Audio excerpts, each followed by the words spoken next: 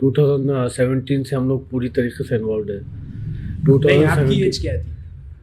तब कितना कम होगा, 27। मैं कल एक फोटो देखा, हाँ। तो इम्तियाज अली साहब जब पहली बार एमएलए बने थे और आप एक सोफे पे बैठे हुए थे, तो वो बहुत पुरानी दिख रही थी, ऐसा दिख रहा है 20s में थे वो तो 2014 की पिक थी। तब 24 एज होंगी, 24-23 एज होगी। तो आप तब से हम लोग मजलिस से जुड़े हुए हैं। हाँ। जमात से तो तब से जुड़े हुए हैं, मगर पॉलिटिकली एक्टिव 2017 में हुए। तो उतना 3 साल का ड्यूरेशन, 14 से 17 साइलेंट थे एकदम, बस पार्टी का कोई प्रोग्राम रहा कभी गए, कभी नहीं गए, ऐसा था। मगर 17 में एक्चुअली जो है तो अपन एक्टिव हुए, जब से अपने को 2017 में पहली बार जो है तो शहर अध्यक्ष बनाए थे। हाँ। तब से एक्टिव है, तो आज तक एक्टिव है। अभी आप डिस्ट्रिक्ट प्रेसिडेंट? अभी जनरल सेक्रेटरी है महाराष्ट्र। अच्छा, हाँ, अभी इलेक्शन में। हाँ। उसका भी सवाल करिए, उसके ऊपर भी अच्छा जवाब देता हूँ। तो आपके वालिद साहब भी नगर सेवक थे? बाबा 2 बार जो है तो नगर सेवक थे, और दोनों बार आना पोस्ट थे। और उनका पॉलिटिकल जो है तो करियर 5 साल का ही था। और फॉर्चुनेटली मैं जहाँ रहता हूँ, मेरे वार्ड से थे, सादत नगर से पहली बार कॉर्पोरेटर बने थे, और सेकंड टाइम नेहरू नगर से बने थे। 2 बार अनोपोज चुनकर आए थे, और 5 साल का पॉलिटिकल करियर था, जिसमें से 2 बार चुनकर आए, 3 बार विरोधी पक्ष नेता रहे, 2 बार जो है तो चेयरमैन रहे। साथ में हमारे बड़े भाई साहब को जो है तो उन्होंने 2010 में कॉर्पोरेशन का इलेक्शन लड़ाए थे, यहीं से पीर बाजार उस्मानपुरे से, और उसको भी जो है तो इलेक्शन जिताए थे।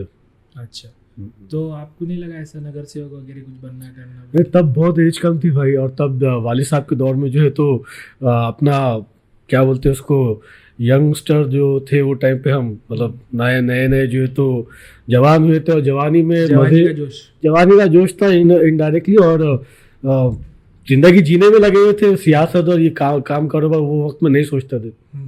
नहीं, पर वो जो अब शहर अध्यक्ष बने, और ये जब इम्तियाज अली साहब एमएलए बने, उसके बाद भी तो आप बन सकते थे ना, 1-2 टर्म तो हुई उसके बाद, और तब तक तो आपका अच्छा। देखिए 2019 में मैंने बहुत कोशिश किया था कि मुझे एमएलए का टिकट मिले। हाँ। क्योंकि इम्तियाज अली साहब जब 2019 में एमपी बने, हाँ, तब बहुत कुर्बानियाँ हमारी थी, बहुत कोशिशें थी कि इम्तियाज अली साहब जो है तो ये हो जाए, एमपी बन जाए, और इम्तियाज में एमपी बन गए। और इम्तियाज अली साहब के एमपी बन जाने के बाद में ये ख्वाहिश हम लोगों ने इम्तियाज अली साहब के सामने और सदर साहब के सामने रखे थे कि भाई हमको भी मौका दिया जाए, हमको भी टिकट दिया जाए।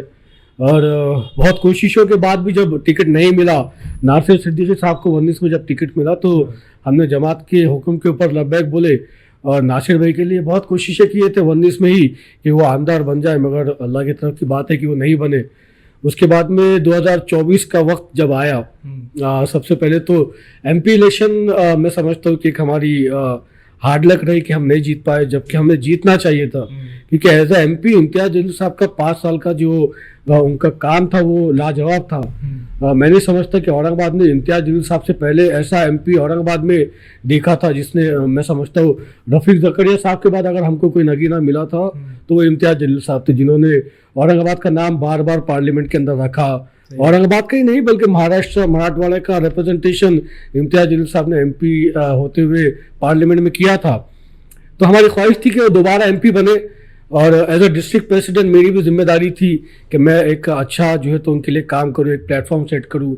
और जो कि हमने किया भी पूरे ज़िले के अंदर, तांडों में, गाँव में, सर्कल्स के अंदर, हर तालुके के अंदर हम लोग ने जमात का रिप्रेजेंटेशन खड़ा किया। मगर क्योंकि एक तरफ 3 पॉलिटिकल पार्टी, दूसरी तरफ 3 पॉलिटिकल पार्टी, एक तरफ उद्धव ठाकरे, कांग्रेस,